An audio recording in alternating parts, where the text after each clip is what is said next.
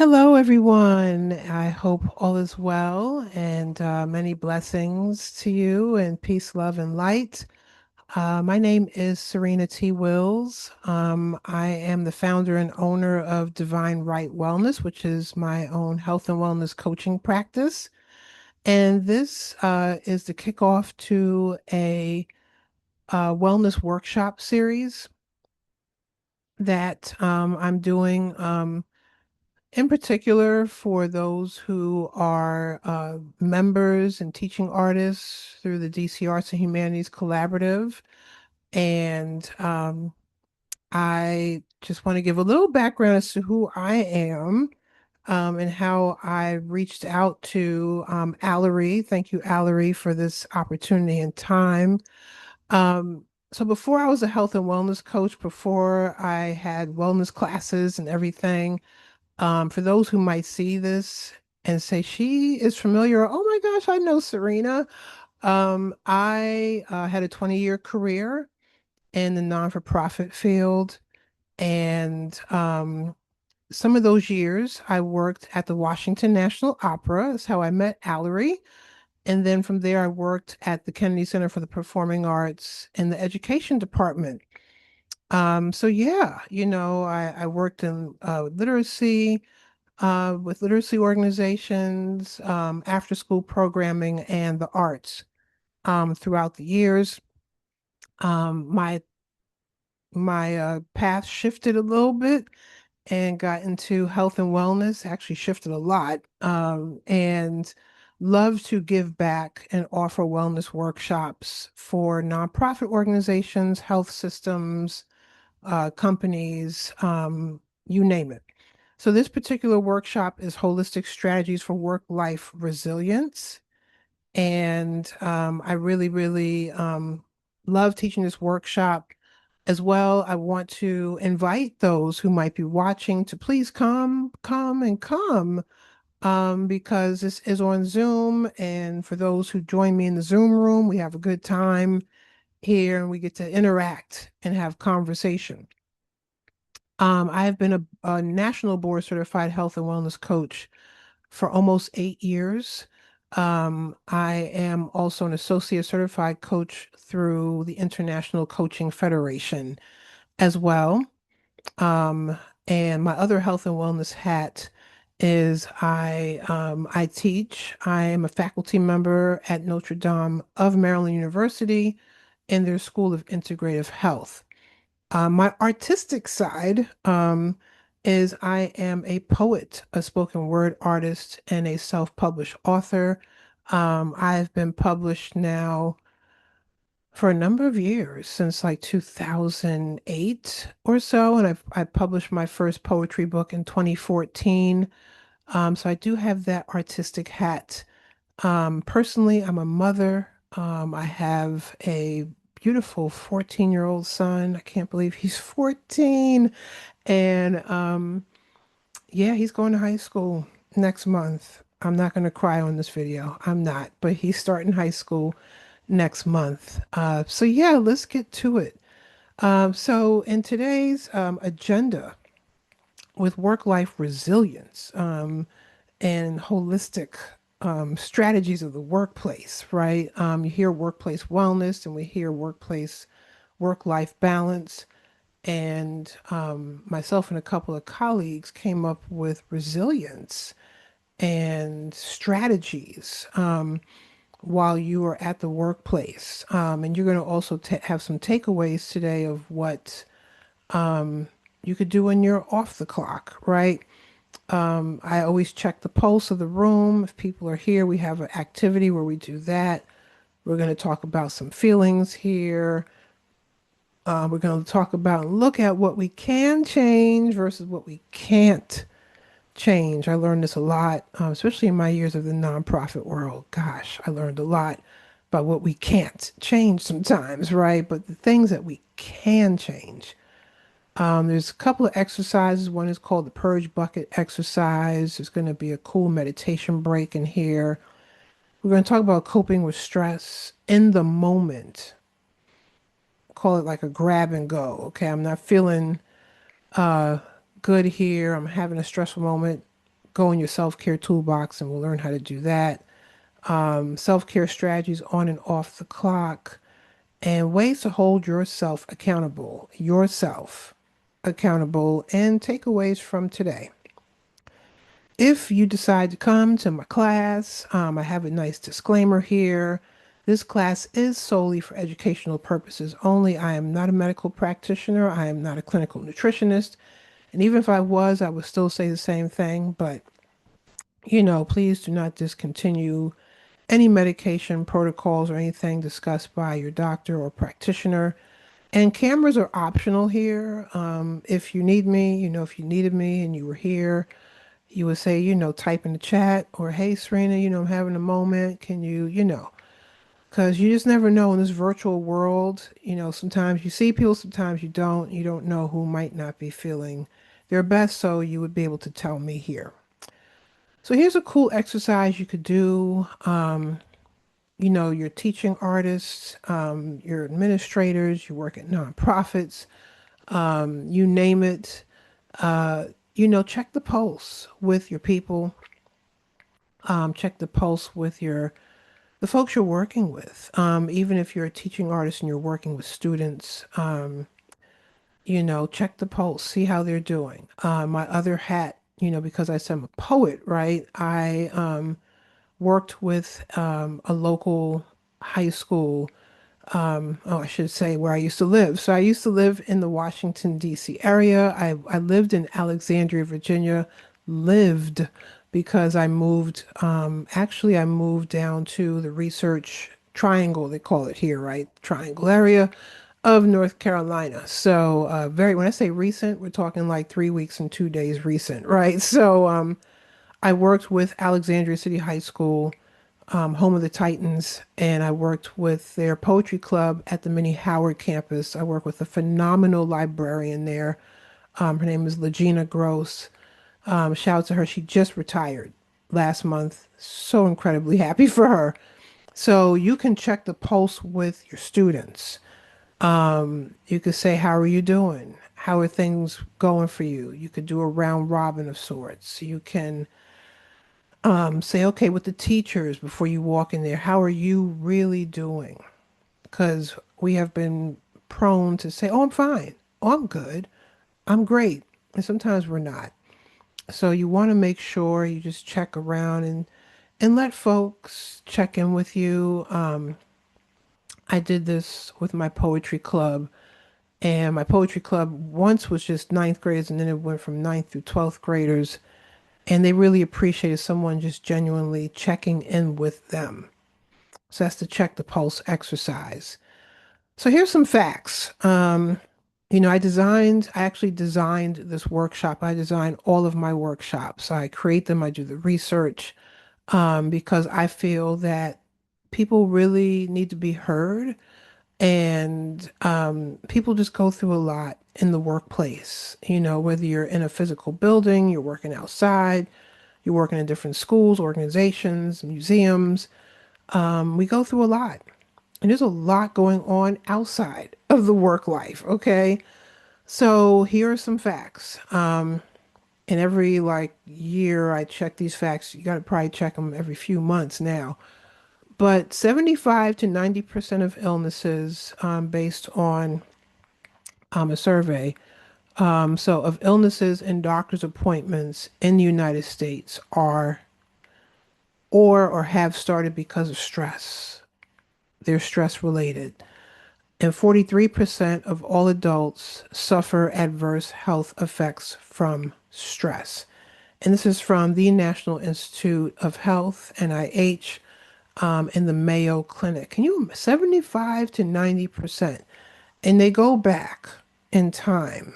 I'll just use myself for example. I am a Lyme disease survivor. I have chronic Lyme disease. No, I didn't get that at the workplace. Okay, I was not bitten by a tick in the workplace.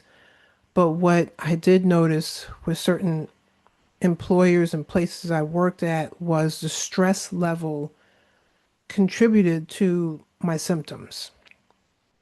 And I noticed that I would not feel good sometimes or heightened situations, but there are some people where they have, they have hypertension, and they notice that their blood pressure may go up. Those who are diabetic, no, you might not have gotten it at the workplace, but you notice that you might snack or you go to the sugars a lot when you're feeling very stressed. But stress can really cause a great deal of illnesses, period. We're talking about the bad stress. And then 43% of all adults suffer adverse health effects from stress. And we don't want that. We don't want that. That's why we're here today, to try to reverse some things and to try to just stop things where they are in their tracks and to check in with yourself, to check the pulse, right? So where are workers the happiest in 2024? Now this says 2024. I know it's 2026, but surveys and research sometimes are a year or two behind. So the report for late 24 for 25 into 25 has not yet been published. But here are the top 10 countries. Now this was 2024 with the highest proportion of people who say they are thriving according to state and global workplace report through Gallup study based on 128,000 employed respondents. Top number one is Finland, 83%. Now, these top five, Finland, Denmark, Iceland, Netherlands, and Sweden. I have been invited to come on trips, to come visit people, folks who live there, folks who literally packed up their bags and live there. Now, Israel, I know there's a lot going on in Israel. There has been going on.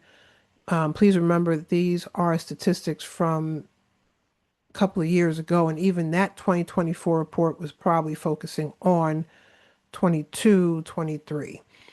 We have Norway, Costa Rica, Belgium, and Australia. You notice the United States is not in the top 10. Canada used to be. There was a Gallup poll before this when I first started teaching this class, and Canada used to be in the top 10 and they fell out of the top 10. This is based off of reports from CNBC and Gallup polls, and here is a lovely link, a clickable link. But I encourage you to go and check out, look up these Gallup polls that talk about happiness reports and where are people the happiest overall. When people come to these classes, they ask me, well, do you know like what are some of the respondents saying that um with why they feel like, what makes them feel the way they feel? Some report that they don't have to worry about health care. Health care is universal, it's covered.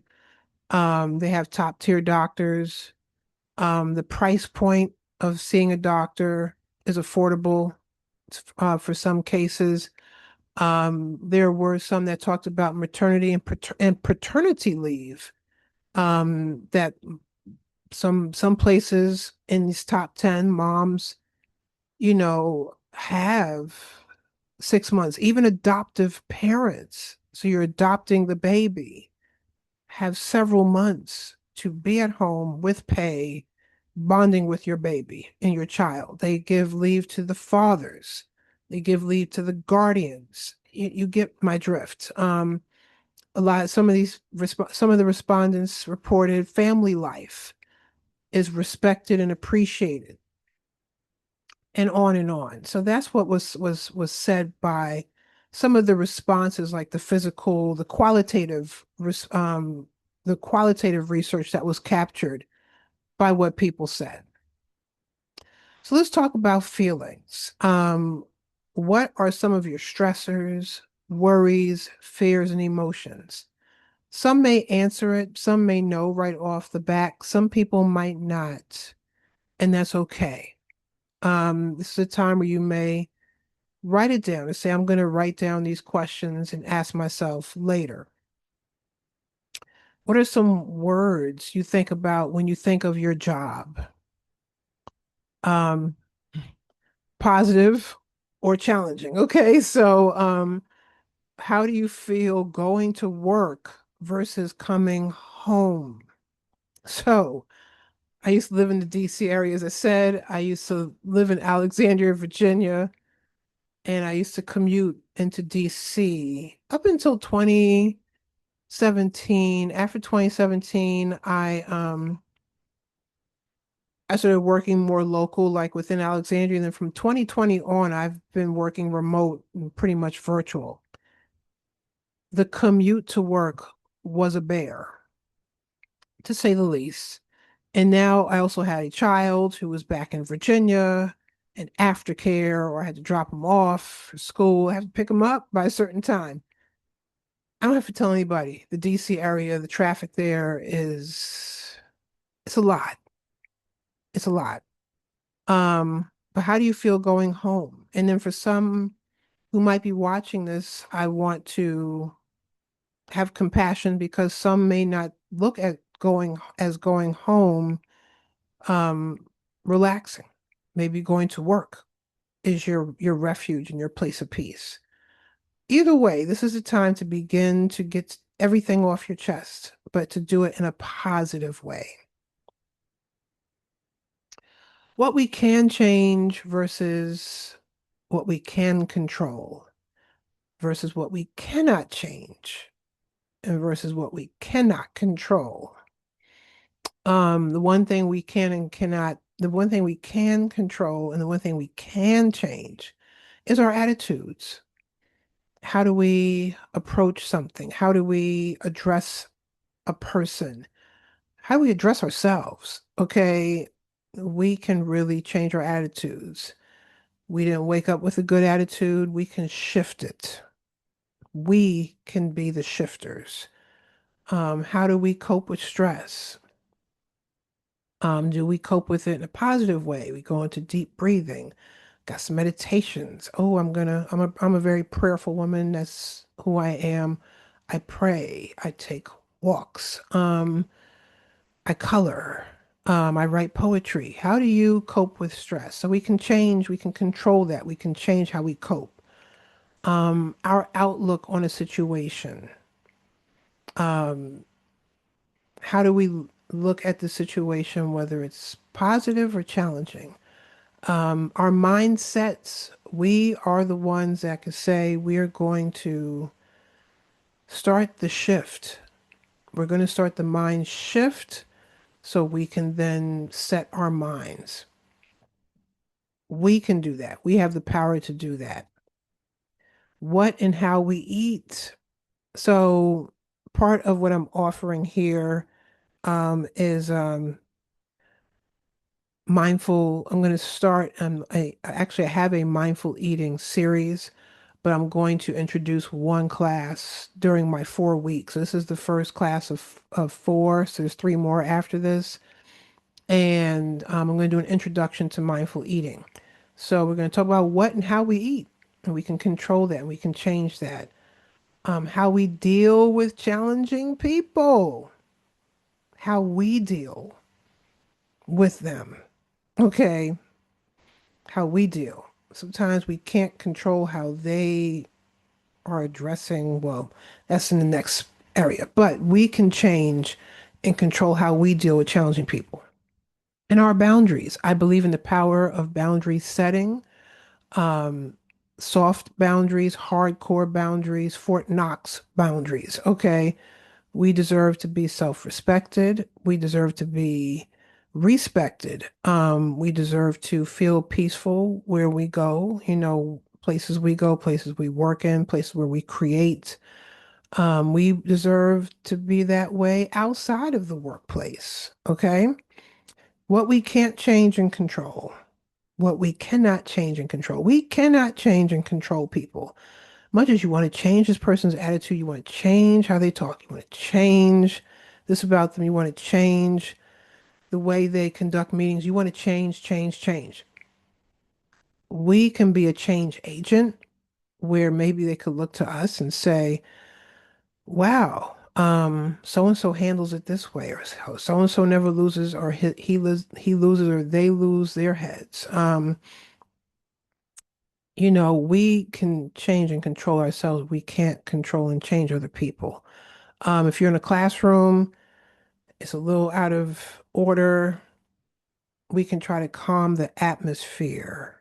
Okay.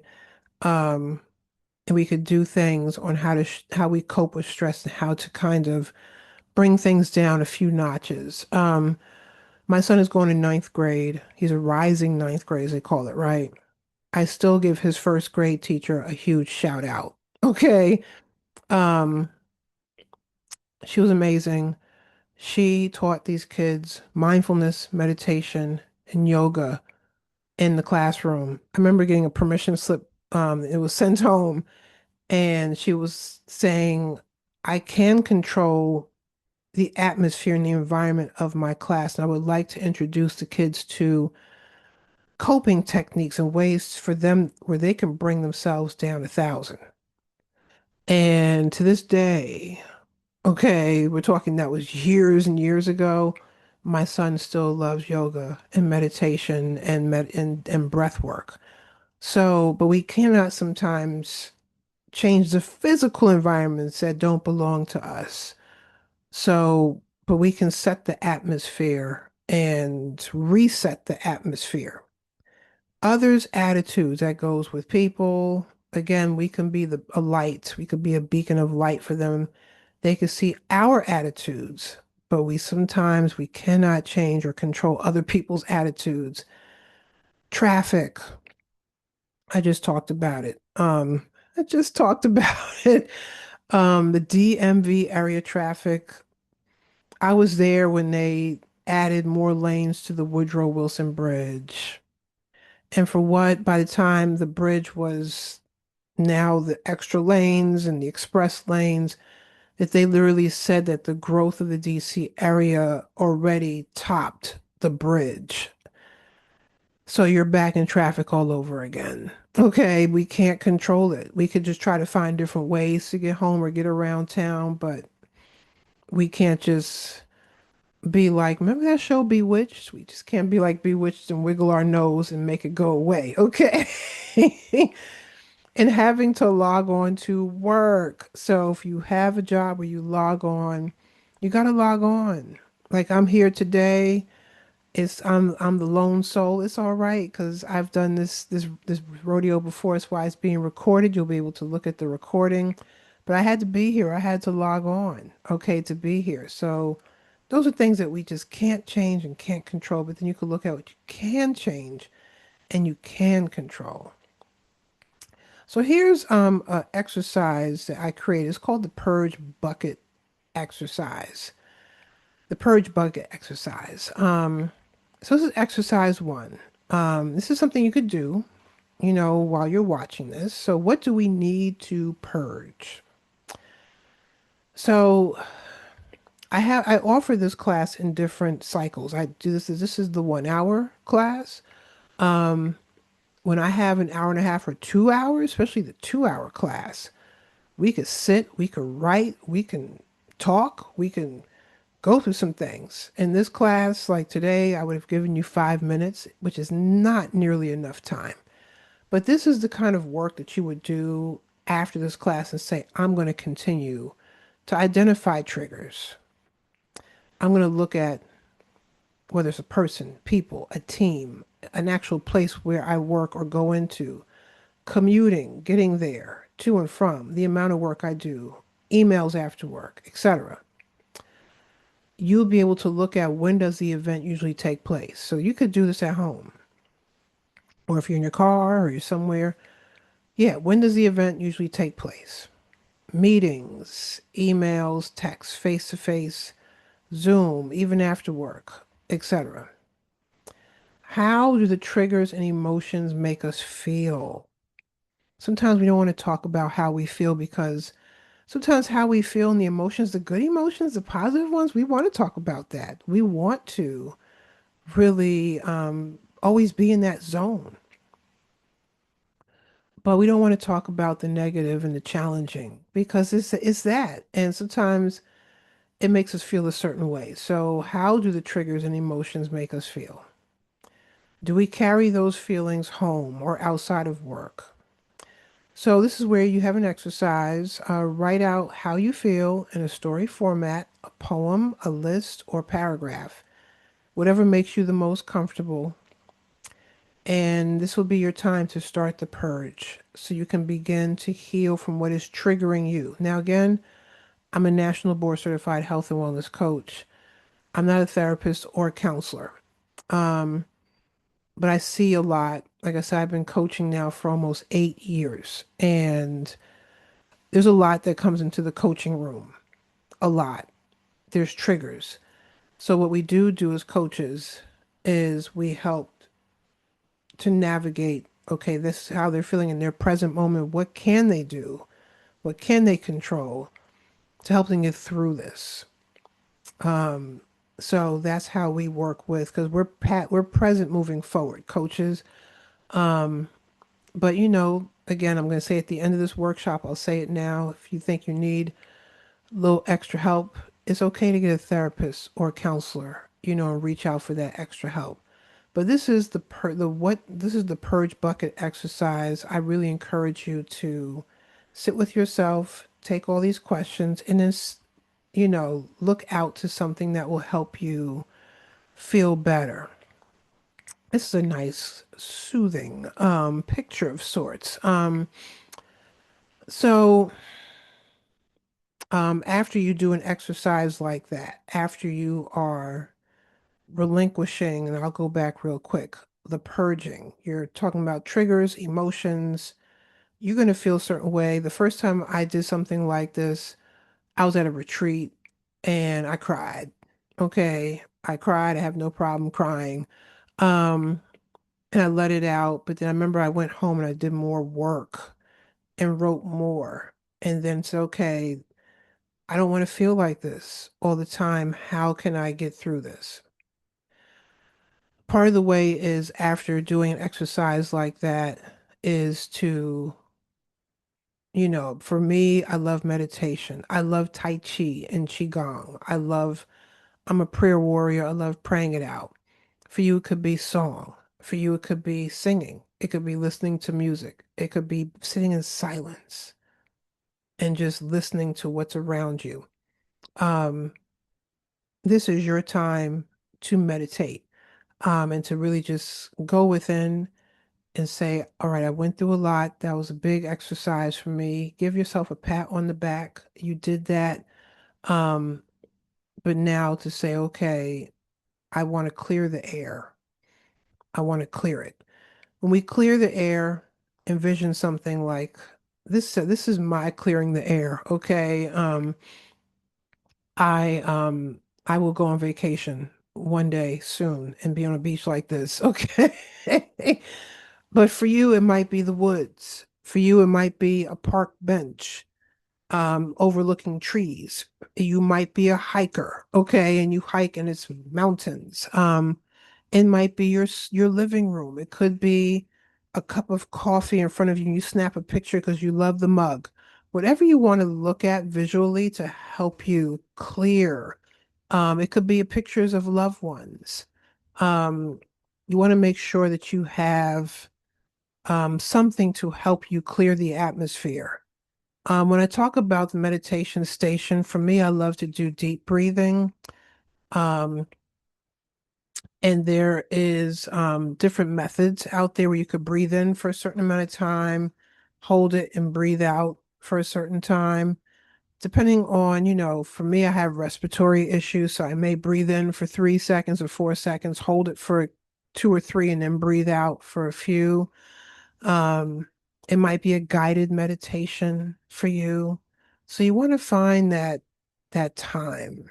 Okay, you want to make sure that you pause and you breathe in and you hold and breathe out. And do it again. Feels good. Breathe in and hold and breathe out.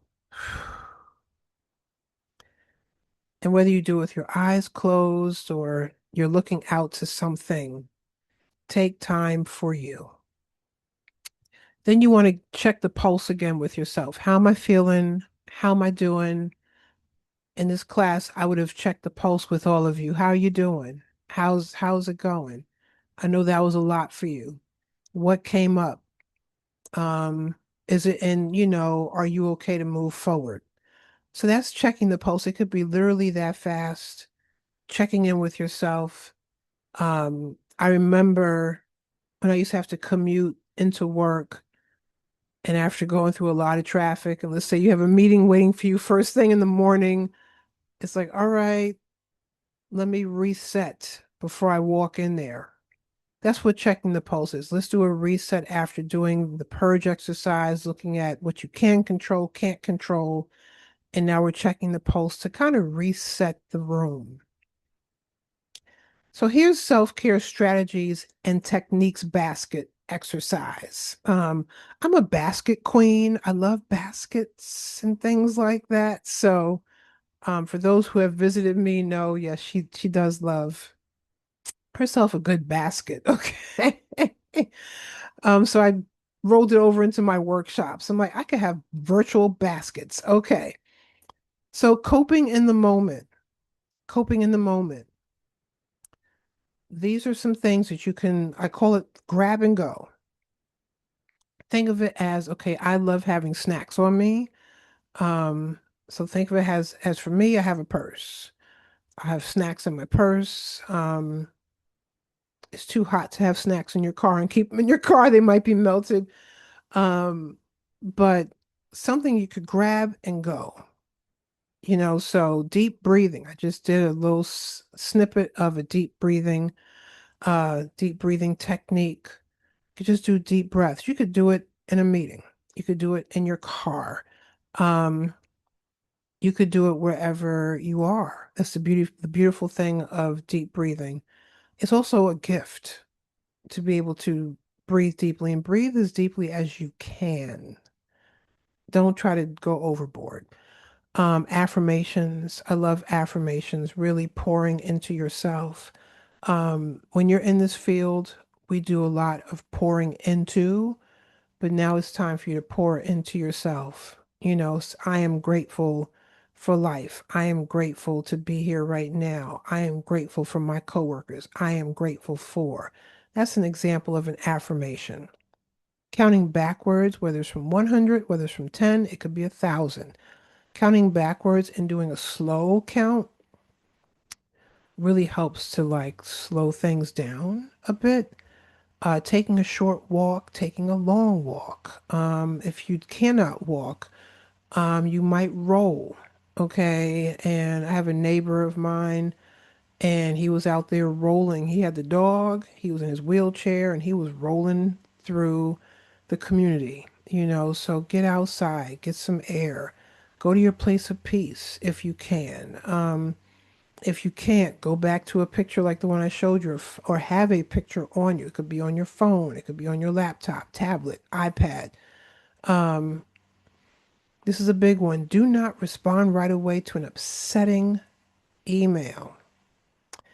For those who are writers, okay, we want to get on there and we want to start writing, and oh, they said this, and you can write it out, but don't have anybody in that two line. You don't want to press send by accident. You can write it out and get it out, but do not respond right away. Give yourself a 24-hour rule to respond if you can, or just a little time. If you need a little time, say, hi, I got your email. I need a little time to respond. That's it. Self massage. I take my fingers here and I massage my temples. I love essential oils. I have essential oils on my bookcase above me, bookshelves above me. It's really great. And I put them on my fingers and I rub on my forehead and where I have pressure points. You could do that. Allow yourself that. Listen to a song to get you through that moment that you're experiencing. Ask for clarity if something is confusing. You got that email or you're in a meeting, you don't understand what they're saying. Ask for clarity. It's okay. It's okay to ask for clarity. We talked about the 24-hour rule. Find a positive video to watch. There's tons of positive videos out there.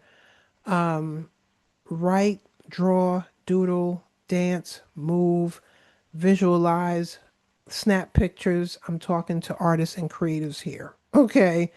I might be talking to some health and wellness gurus in here too. Do what you need to do where you can cope in the moment. Now, mindful movements, okay, you may not get up in the middle of a meeting and start doing a mindful movement, but I'm going to share this story. I once, I remember it was a challenging moment at a job I once had. And I remember stepping into the bathroom, and it was the type of bathroom, it was just one stall. And I locked the door, and I literally did 5 minutes of Tai Chi in the bathroom. I did. And it made me feel so much better. And when I walked out of there, I felt totally better. 5 minutes. For those who love Tai Chi like me, there's actually, I'm looking on my phone, she's a content creator. It's called Tai Flow, T-A-I Flow, Tai Flow. She shows 10 minutes of Tai Chi. 10. She does the first 5 minutes. She walks you through it, then you could do it again for another five, and you got 10 minutes, and you have just totally reset the atmosphere. What you can do if you want to, you could screenshot this, take it with you. Okay, I should have told y'all you could screenshot the other ones too. Self-care strategies while on the clock. I'm just going to talk about what I haven't talked about already. Take a time out from your desk and workstation if you do work at a desk. Even me, I work from home. I'm remote. Um, I get up, after I finish recording this and everything is good in the atmosphere with this recording, I'm gonna get up and go outside for a few minutes. Step away for a few minutes. Make sure you eat. Okay? Don't eat lunch at your desk. Don't eat lunch at your desk. Okay? Um, I say this because I used to be a desk eater. People see you at your desk. Guess what? They think you're still working. Okay, so get up and go. Step away. You deserve that right. If you're on the go, 'cause I remember one of the positions I had, I worked with a lot of teaching artists. Y'all are on the roll. Okay. Y'all are on the go. Pause for a second. If you have a car, take a time out in the car. If you can go to a cafe, find a time out somewhere to give yourself a moment to step away and just kind of that quiet moment. Um, like I said, you could find a safe space of peace. It could be a car, a bathroom. I just said I did Tai Chi in the bathroom at work. Okay. A room in your house away from your computer. We talked about not responding right away to stressful emails. Talked about checking the pulse. Um, I talked about do not eating lunch a couple of times. So I'm going to go down the deep breathing. It's called the 478 technique. Those are for those who you can do 478, 4 seconds, 7 seconds, 8 seconds. For some, it might be three, five, six. It might look a little different for you. Um, and give yourself permission again to not respond right away to stressful requests. It could be phone, text, email, you name it. Because you might say something that's not quite right. Okay, we want to give yourself that moment. Um, Create a small vision board of things that makes you happy. I once had a cubicle and I have a wall in front of me. I don't know what I'm gonna do with it, y'all. But it's a blank wall for right now. But my bookcases they're the jam. I really love how I decorate them. But put something up. I used to have a vision board of sorts. It was small, and I had pictures of places I always wanted to go to and places I have been. So I had pictures up. I do actually have a picture up, and it's on the other side of my laptop. This picture is almost 26 years old of when I went to South Africa and touched the Indian Ocean for the first time. That picture is timeless. I had pictures of different parts of Africa I've wanted to go to. I had pictures of Italy because I've always wanted to go to Italy. Put things up. It could be things that are local. It could be things you've always wanted to do. You want to write the book? Put a book up. Put your name on it and create, I'm gonna be a published author one day. Make a vision board for yourself and put it up in front of you on your phone, iPad, or on the go. Stretching. get the blood flowing, relieve your joints from sitting so long. For those who help our children move and teachers move, I want to say thank you because post-pandemic, not enough of us are moving. We weren't moving before the pandemic hit, 2020 hit, everything stopped, including people moving. Okay, so thank you all so much for helping people move. And again, setting those healthy boundaries. So different kinds of meditations. There's different ones. We have mindfulness. We have spiritual meditation. You may pray. Mindfulness, we're pumping the brakes. We're pausing the cause, which is pausing. Okay. A focused meditation, you might have something in front of you and you're focused on it. That's why I love this picture of the rocks, on top of each other. Someone may put that in front of them and just focus on it while they're meditating. We have movement meditations where you can meditate and you can move. So you could, whether you say mantras to yourself, affirmations to yourself, guided meditation, you have to sit still. You can get up and move and do it. We have the mantra where you might say the same thing again and again. You're getting it into your mind. You're helping to pave and repave those neural pathways, which is a whole different workshop in itself. The loving kindness meditation. I wake up every day and I lost track of it for a little while. And I got back on track. Um, and you're giving yourself permission. May I have peace today? May I have joy today? May I be kind today? May I feel love today? May I give love today? So you start with yourself first, and then you go on to someone else. May they have peace today. May they activate joy, because we have joy. We got to activate it. May they experience kindness. May they be self-compassionate, etc. The visualization, imagery meditation, you might have numerous slides, um, pictures, imagery of sorts, where you're looking at visuals as you're meditating. Guided meditation, I love guided meditations where people are talking and they're guiding you through the meditation. They're telling you to relax, close your eyes, what to envision. Some of us need that. I know I love guided meditation. Maybe it'll be helpful for you. Deep breathing, we did deep breathing. You do the 478 breath work. There's tons of breath work out there. And a body scan meditation. This one, I will tell you, when I learned this in graduate school, I was the student that was kicking and screaming because I didn't really like how it felt at first. I was also battling the height of Lyme disease, getting my Master of Arts in Health and Wellness coaching. And I would get to a certain part. So you start the crown of your head, and I would get to hear my ears. And unfortunately, Lyme disease did a doozy on my inner ear. And for a while, I couldn't get past it. I would just stop right there and I would get frustrated.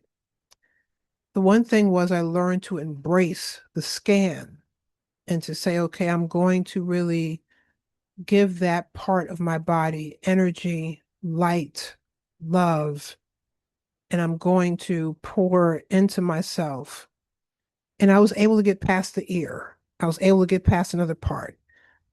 And I did it for me. Some people do it laying down. Some people, I like to do mine sitting up. I'll sit up. You want to have your feet grounded. If you can sit up, either way, you just want to feel grounded, period. Whether you're laying, sitting, and try a body scan meditation. How to check pulse and refresh your mind. So this is how you would actually do it for yourself. This is kind of written out. I did it twice here. This is what you can do for yourself, and this is how you can do it with others. You could do it in a classroom setting, organization setting, before you start any routine or meditation. Check in with yourself to see how you're feeling.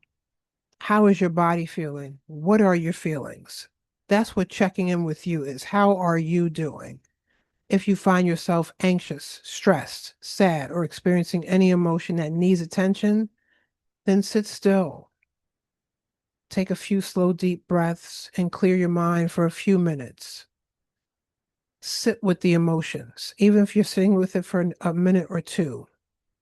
Resetting before we go on to the next thing in our day helps us to be more mindful, and then we can help to start de-stressing. We can help others de-stress by doing this exercise with them.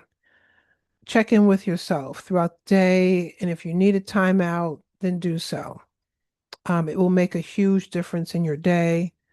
Learn to be your own self-care advocate and always, always ask yourself, how are you doing today? How am I doing today? And it's okay. It's okay to check in with yourself and ask yourself that. We talked about affirmations. So here's an example of some affirmations. Feel free to use them. I am grateful for dot dot dot, right? So I am grateful to have a job that supplies most of my needs or all of my needs. I am grateful for for the love and kindness that I have within my heart. I am grateful for self-compassion. I am grateful for my team, my coworkers that I like and trust, and for a good boss, a good manager. I am grateful for my family. I am grateful for the ability to be here today. I am grateful for the gift of breath. And I'm grateful for the gift of life. So I hope that really sits in with all of you. You can do this over and over. I was once a part of a juice cleanse. I call us the juice crew. And I'm originally from Queens, New York. Take it back to the 80s with the juice crew. And we literally were cleansing. We were making juices, and throughout the cleanse, we would do affirmations, we did meditations. It was fantastic. And we did it for like a week. One time I did it for 10 days. And these affirmations really did wonders for me. So pour into yourself and do this for yourself. You deserve it. You can make up your own affirmations on the spot, or in advance, and you can recite them to yourself over and over during stressful times. So self-care while off the clock. Hey, now we're off the clock, or you can integrate it during your workday. So we talked about on the clock, so let's talk about being off the clock, okay? Sleep. Sleep. Okay. I didn't, the first few I put in order. Um, Sleep and for me, prayer, those are top for me. Without a good night's rest, and please come for the sleep hygiene class I'm going to do. I'm going to have dates on this afterwards. But yeah, I have a whole sleep hygiene class. I have actually a series on sleep hygiene because it's hygiene. Get some good rest. Take a nap if you can. If I could rewind time, all the times my mother said take a nap, I would take naps. Okay, if I could back then. But the power of sleep, your body heals. It de-stresses itself when you get good sleep. For those who are struggling with sleep, you might have insomnia. You might be like me going through menopause, the menopause saga, or perimenopause, or something going on in your life. Let's start working on trying to get sleep and work on it 1 hour at a time or 1/2 hour at a time. Prayer is powerful. It's powerful for me, for those who are prayerful people. I'm a prayer warrior. Meditation, exercise, eating mindfully. Please come back for the introduction to mindful eating class.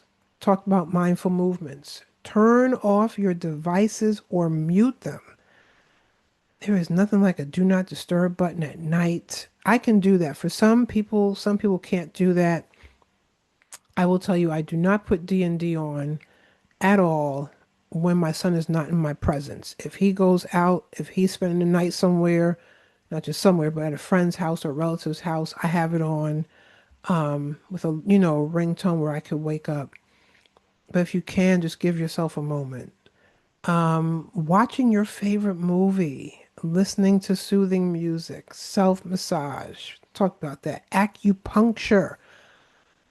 I'm going to find a good acupuncturist down here. I am. And taking a day off and doing nothing. Nothing should be, I should have underlined it. I'm going to go back and underline it. Taking a day off and doing nothing. We take a day off and we're running errands, we're taking care of this person, that person, we're doing laundry, we're washing dishes, all the things. When is the last time you took a day off and just did nothing? As the day went on, I'm going to get myself a smoothie. I'm going to do this. I'm going to do that. Taking a day off and do what you love. Taking a day off and doing what you love. Stroll along the water, um, walks, whether they're short or long. If you can't walk, roll. Treating yourself to a treat. Treating yourself to a treat. We can indulge, but in moderation for those that can. Again, if your doctor said no to moderation and indulging, okay, you got to listen to the doctor. Therapy, counseling, and coaching is self care.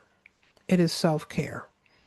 Work on things that you love to do, small or big, big or small, and play. Adults, some of us have lost sight of playing. Play, board games, gaming, gaming with your kids, jump rope, play hopscotch, play Uno. My son's got me on Roblox, y'all, and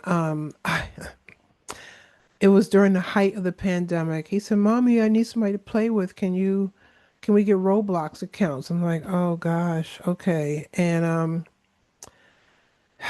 so I restarted, and I haven't played in a while. I need to get back to Roblox. I really enjoy it. So find something where you could play. Okay, we all deserve that. How can you gently push forward? Gently is the key word. I love what the great author Ash says. Start where you are, use what you have, and do what you can. That's where you're going to start. Transparency moments with yourself. Identify those triggers and address them, but do so gently. We're not doing a sprint here. Oh, I'm going to list out everything that bothers me, all the triggers. I'm going to do it right here. I'm going to do it.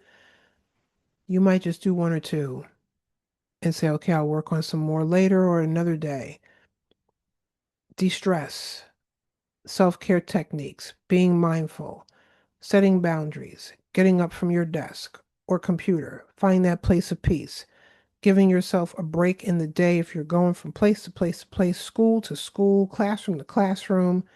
Find a moment. Find a moment. If you're a teacher and you have classes, the kids are out at recess, some are trying to catch up on the lesson plan, work, scarf down lunch, say, I need a timeout. I'm not scheduling meetings. I need a lunch break. Okay. In just a moment. If I have to work on my lesson plan, okay, but let me take my break, eat a little bit, eat something, and okay. Because I know,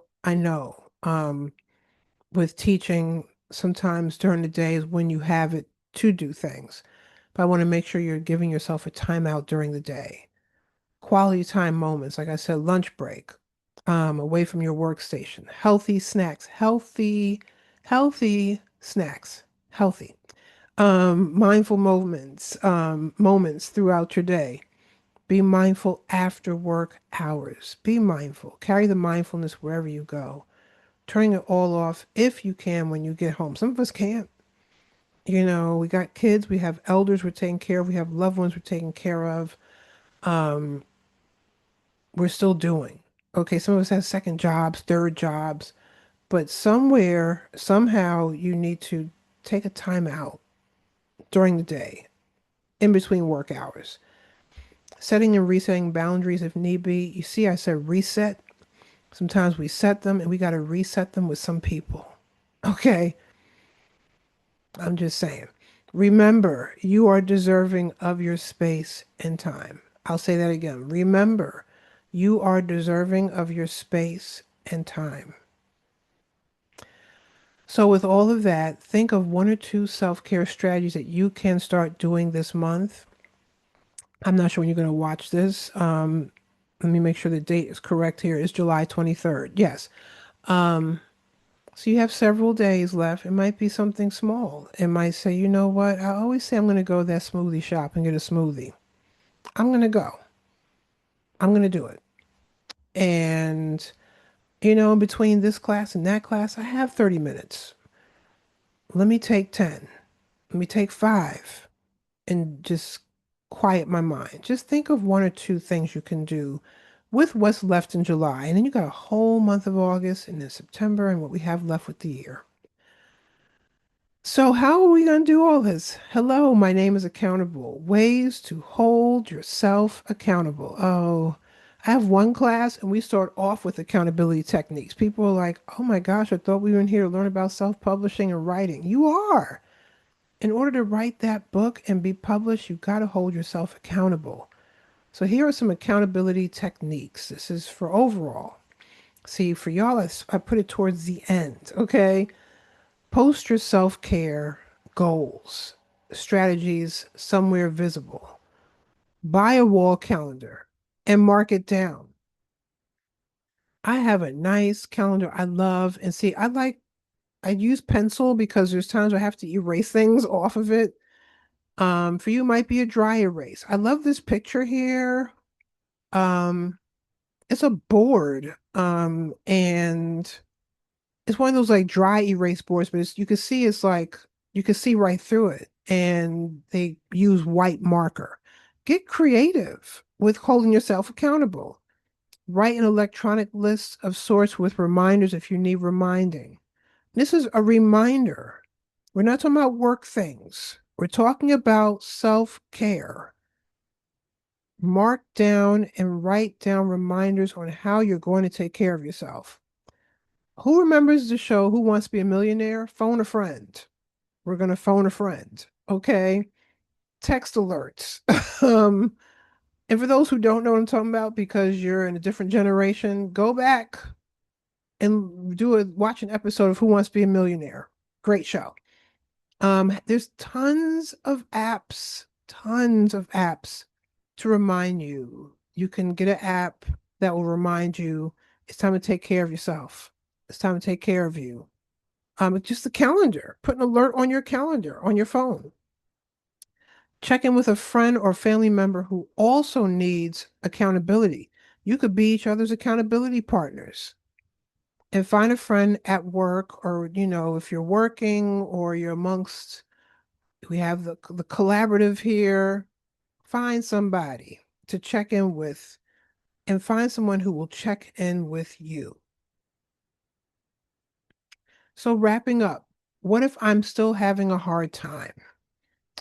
It's okay to seek help. It's okay to seek counseling, a therapist, a psychologist. Some need psychiatry. Talk it out with a loved one, a friend, a family one who is non-judgmental. Not everybody, not everybody could walk you through or be on this walk with you in self-care or just taking care of you. Some want to give you the greatest solutions and always have an answer. They don't do what we call active listening. They're listening to you at a level 1 when it should be a level 3. And they might hear you, but they don't listen. Sometimes we need additional help to cope with stress. Letting go is not easy. Trust me, it's not easy. We have to let go of people, places, and things. I'm going to say that again. We sometimes have to let go of people, places, and things. Working with toxic people or in an environment is not easy. It's not. But you will make it through this time. Trust me. Trust me again. You will make it through this time. This is where you're going to look at takeaways from today. What have you learned today? What are some things say, okay, I learned this. I'm going to start that. I like that. Things to do off the clock, things to do on the clock, things I can do on the clock that rolls over to off the clock. I'm going to do a vision board of sorts. I'm going to have a visualization meditation. Think about what your takeaways are from today. Takeaway can even be, you know what? I don't take good care of myself, and I'm going to start today. I'm going to start right now. So remember, you are worthy of compassion, empathy, understanding, and to be happy. One more time for the people in the back. You are worthy of compassion, empathy, understanding, and to be happy. Remember to make yourself a priority on and off the clock because you are highly deserving. I love wrapping up the workshop with an affirmation, a takeaway. Remember, you are worthy. You are deserving. For those who are artists, visuals, I love visualization. I use some beautiful photos here. Cannot take credit for any of them and make sure there's a couple of workshops where I can take credit, like, oh, I took that photo, but not in this one. So Pexels.com, I love it. It's a great website with beautiful photographers and artists on there. And I love to pay it forward. So if you're on Pexels.com, except for you see the asterisks, Simone Forgione, if anybody knows Simone, tell her I say hi. She did professional photography for me years ago, and I love her. She's amazing. But yeah, check out Pexels.com and check out these amazing photographers and artists. So, if you are watching this and it's before July 30, 2026, come on in the room. We're going to talk about mindful eating introduction, building a harmonious connection with your food. Folks are like, can it be done? Yes, it can. Then we are going to be here Thursday, August 6th for Sleep Solutions. This is part of the Sleep Hygiene series. And the Mindful Eating is part of the Mindful Eating series I teach. But you're going to get snippets. So you get one mindful eating class, not several, right? So we have, unless you know the collaborative, hey, invite me back and I can do a series of workshops for y'all. August 6th, sleep solutions, strategies and techniques for quality rest. And then August 13th, we're going to wrap it up, stress management through essential self-care practices. So why only 4 workshops? Some of you might be asking, well, we want more. Hope you're asking for more. Um, it's because my chapter that I am about to close, which is a good close, it's like, I thought I was done with school, right? And I got my post-baccalaureate certificate in workplace wellness in 2021. So I went back to school for a year, 2020 through 2021, through what was the Maryland University of Integrative Health. That's where I got my Master of Arts in Health and Wellness Coaching. We are now the School of Integrative Health at Notre Dame of Maryland University. I am in the Master of Science for Health Promotion program. I'm in my last class. I'll cry after this workshop because I feel the knot in my throat. I'm in my last class. Did I want to get another degree? No. Okay, but there were certain classes I needed to become a certified health education specialist. And when we rolled them all together, my health and wellness coaching classes, my workplace wellness classes, I only had a few more classes left to take before I needed the classes for, they call it the chess exam. And it would have also equated to getting a master's of science in health promotion. So next month I'll be done with this class. And shout out again to Allery Clark. Thank you, Allery. I reached out and said I would love to offer the collaborative workshops, wellness workshops. It's a part of my class to do this and to teach. I already do workshops as a professional, but I have to work with an organization or a company, and I thought of the collaborative. Why not? Y'all are awesome. So y'all are a part of me culminating this chapter. All right. So That's why it's only 4 classes because my class literally ends that week. But yeah, it's been such a pleasure. This is ways you can connect with me. Please connect with me. I'm on Facebook. I have 2 Facebook pages. One is my author page, the Serena Wills, Divine Right Wellness. That's my practice page. I have 2 websites, divinewryte.com and WRYTE. Don't forget the Y. That's also my poetry and spoken word name. But that is my health and wellness coaching practice website. SerenaWills.com is my author and poet website. I'm on Twitter, YouTube, and Instagram, Divine Right, and I'm on LinkedIn. I'm on Linktree. And email me, serenawills@yahoo.com. For those who are like, oh my gosh, Serena, we haven't seen her in a number of years, reach out. And even for those who have watched this, you got to the end, thank you so much. Reach out to me, connect with me, tell me your thoughts and your takeaways. Talk to me through social media. I'm really active on social media. All right. And I want to thank you. Thank you. Thank you for those who are like, hey, we want to come to the next class. There is an announcement that has gone out through the marketing team, through the collaborative. There's a Zoom link on there. If you don't register, that's fine. Just click the Zoom link at 1 p.m. on those dates that I had. I'm gonna roll back the dates for you. July 30th, August 6th, or August 13th. And at 1 p.m. EST, and you can jump into one of these classes. And you can email me at serenawills@yahoo.com. If you're not a part of the collaborative and you're watching this and you want to get the Zoom link, email me and I will send you the Zoom link. And yeah, that's my time for today. Thank you for stopping by. I hope that you learned a great deal of holistic strategies for just life, period. All right. And y'all take very good care of yourselves. Many blessings to all. And I will see you next time. Bye for now.